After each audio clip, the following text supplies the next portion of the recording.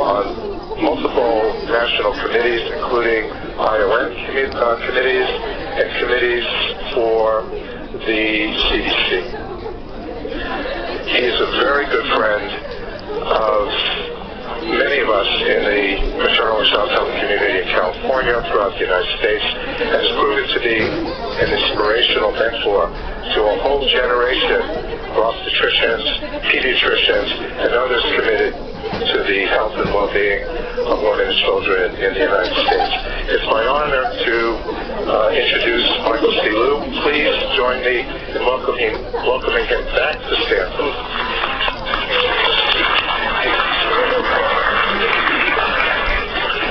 Good morning. I'm delighted to be here and very honored to be invited to speak at this meeting. Now, I have to say this is such a great feat for me. Since leaving UCLA to join the federal government about 4 years ago, that I haven't really had the luxury of spending a whole day completely immersed in science. And so I want to thank Paul Wise for inviting me. I want to thank all the presenters in advance for sharing the amazing science that you're doing with me. I promise that I will make good use of this science, reflecting the fundamental belief of this administration that it really should be science and not politics or ideology that should be running our work in maternal child health.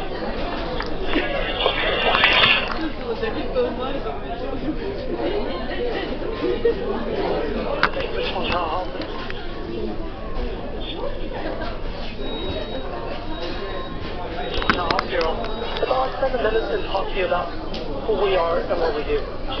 We're a bureau under the Department of Health and Human Services. I'm the director of that bureau, and I run the bureau that's responsible for improving the health of all the American mothers, children, and families. We envision an America where all children and families are healthy and thriving, where every child and family has a fair shot at reaching their fullest potential. I have a staff of about 200, an annual budget of about $1.3 billion, about half of which goes to the Title V maternal child health block grants, about a third of which goes to the Maternal Infant Early Childhood Home Visiting Program, and the rest of it goes to a myriad of other programs ranging from autism to newborn screening to emergency medical services for children to healthy children. I'd like to spend a minute talking about Title V maternal child health block grants, because with about $637 million in federal funding and with match and overmatch, the federal state Title V program is a $6 billion enterprise each year. It is really one of the biggest levers that we have to lift up the NCH population, one of the best vehicles we have to drive improvement in maternal child health. The Title V program is first and foremost a public health program. It is the public health system for the NCH populations in all 50 United States and jurisdictions.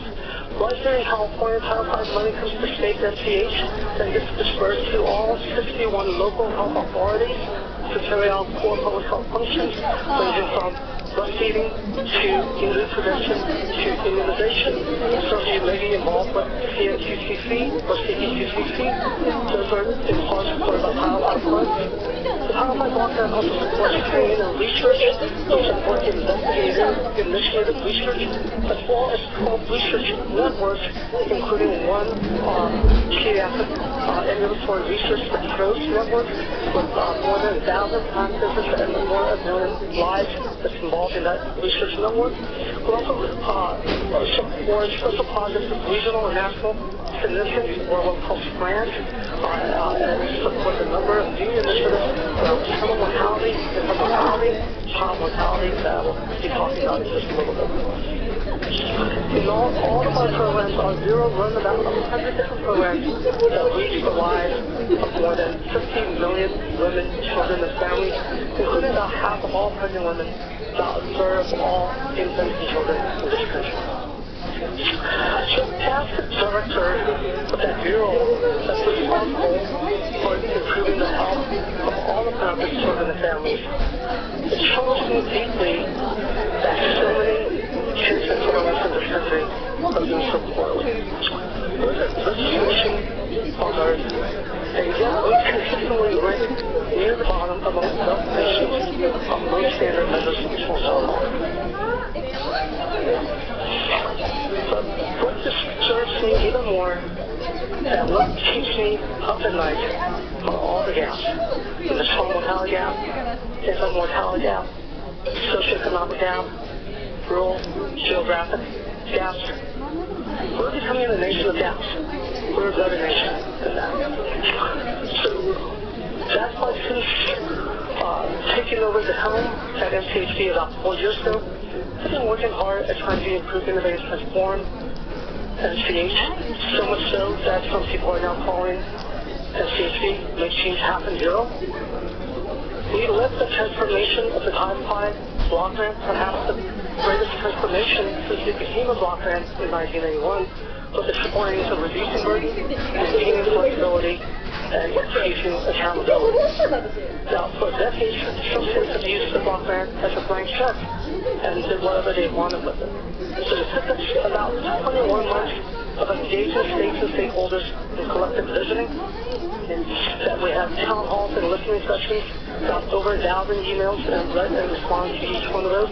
But we now have all the states and jurisdictions on board with 15 national performance measures that they are going to be working for moving the needle on over the next 5 years. And right now, they are working on their state action plans to move those needles, and we ask that these action plans be driven by a clear logic model and be informed by the best science, best evidence, best practice.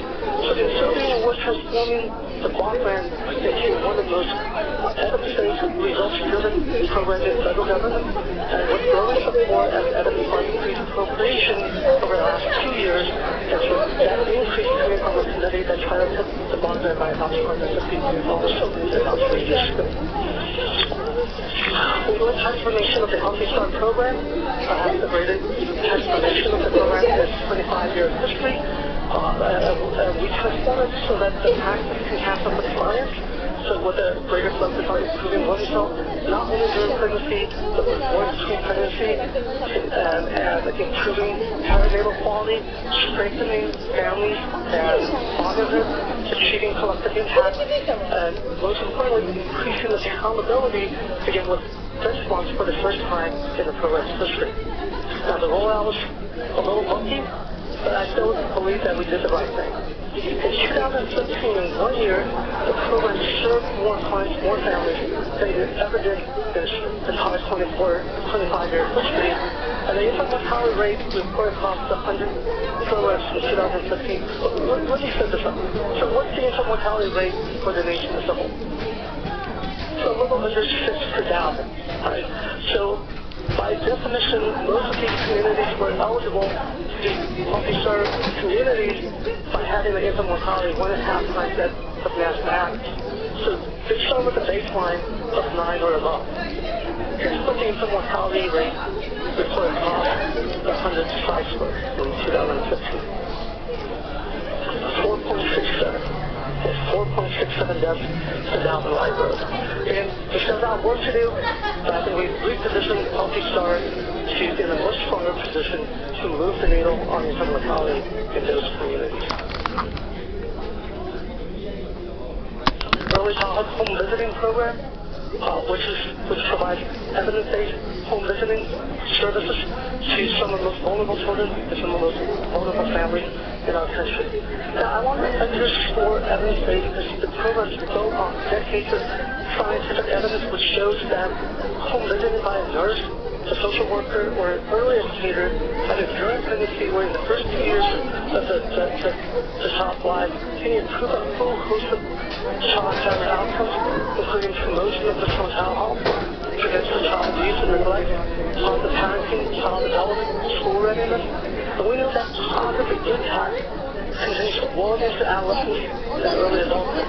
So, for example, we know that young women born to high-risk mothers who got home visiting during their mother's pregnancy and their first 2 years of life, that nurse home visiting reduced their lifetime risk of a risk and conviction by about 80%, teen pregnancy by about 55%, and poverty, as evidenced by medications, about 60%.